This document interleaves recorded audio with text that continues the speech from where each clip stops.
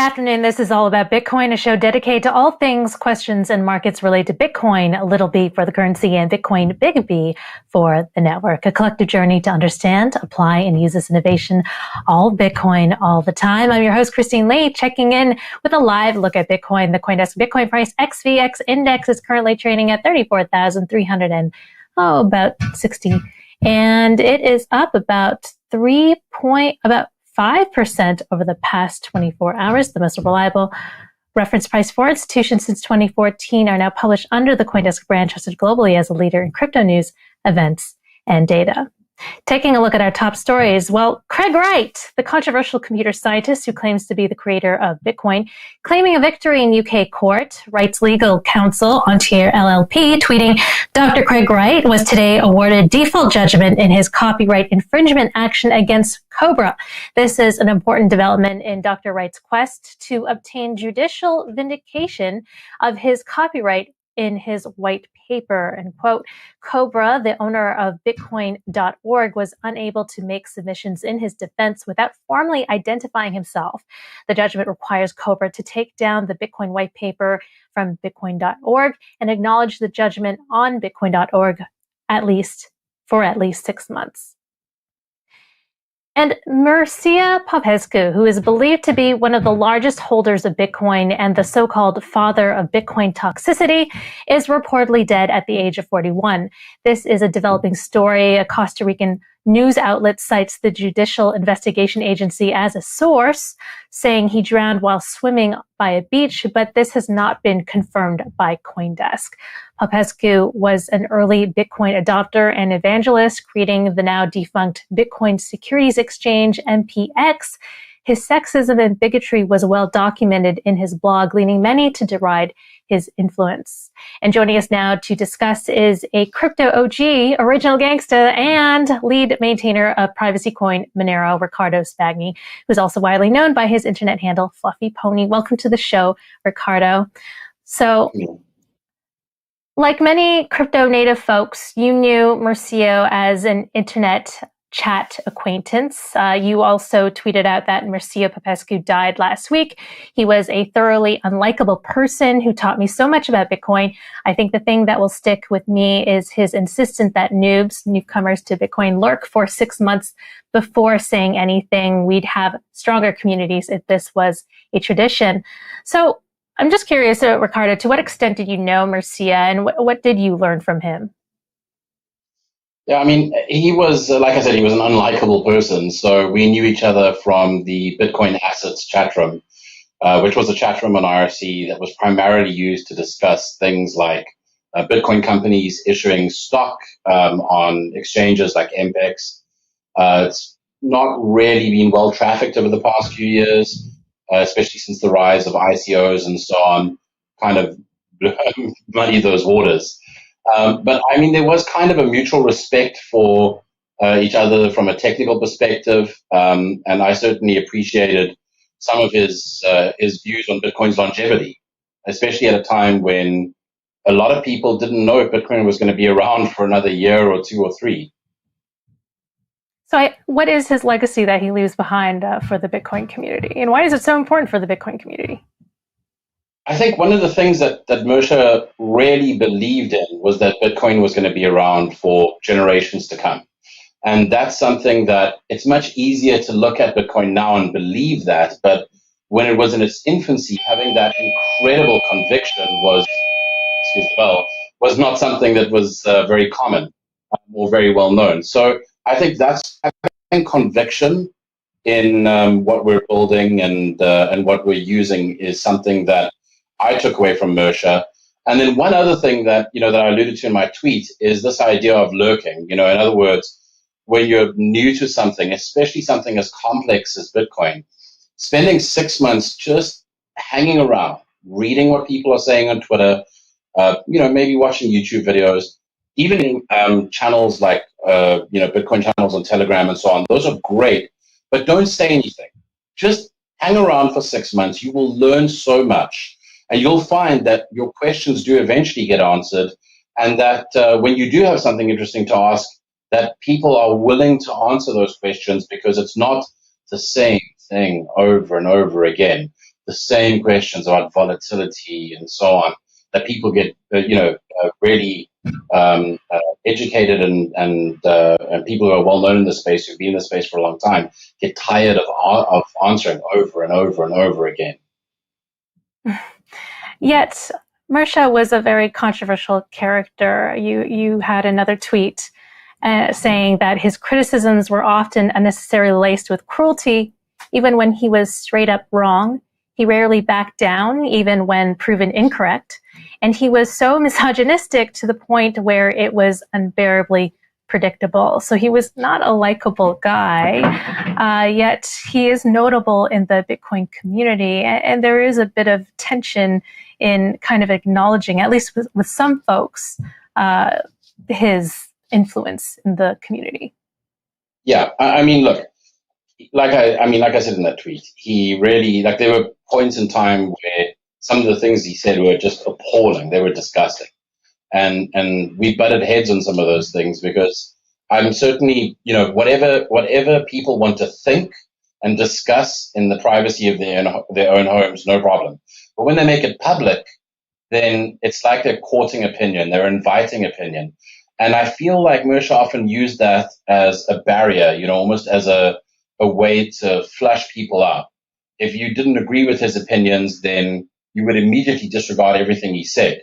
And having to dig through really the muck and the mud of sometimes really disgusting ideas that he had around genocide and so on, to get to the gems of truth lying in there, it was a hard dig. and the reward sometimes wasn't that great. So, there's definitely, he leaves a legacy. There's some amazing things that he said, and Pete Rizzo has done an excellent job of trying to compile some of it. And at the time, you didn't really notice how painful it was digging through the muck, because it would happen in the course of conversation on an IRC channel. But I would pity anyone who had to go and dig through all of his posts today. There's a lot to muckrake in there, shall we say. Bitcoin bulls are also drawing criticism for being insensitive to his death, taking a very Bitcoin go up view, which is to say, if this guy owned a lot of Bitcoin and he claims to have owned 1 million coins, some Bitcoiners say if he's dead, that takes a lot of Bitcoin out of circulation and creates more scarcity. But it's insensitive. But your thoughts on that? I think it's interesting because if Hal Finney, for example, was alive today and then passed away, of course, the thoughts would be very different. People would say, oh, no, poor Hal, I hope he left money for his family. There would be this outpouring of gratitude and support. And because Mircea was unlikable, the opposite has happened, right? I mean, no one wants to say, oh, well, he said some interesting things. They just want to sort of slowly back off it in case someone reads something on his blog, which at any point, in any event, seems to be down now, and gets offended.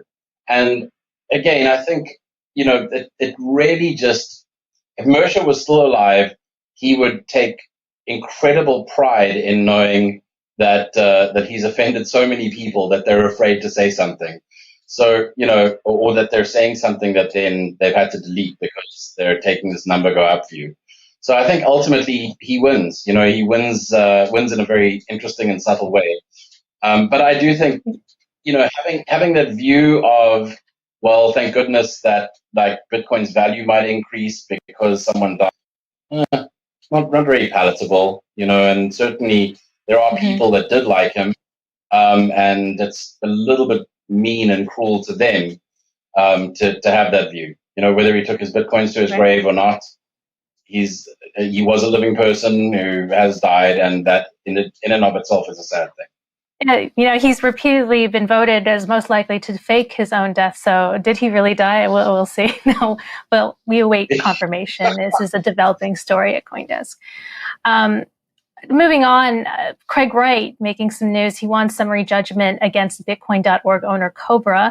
The UK High Court saying that Bitcoin.org has to take down the Bitcoin white paper. I wonder what's your reaction to that?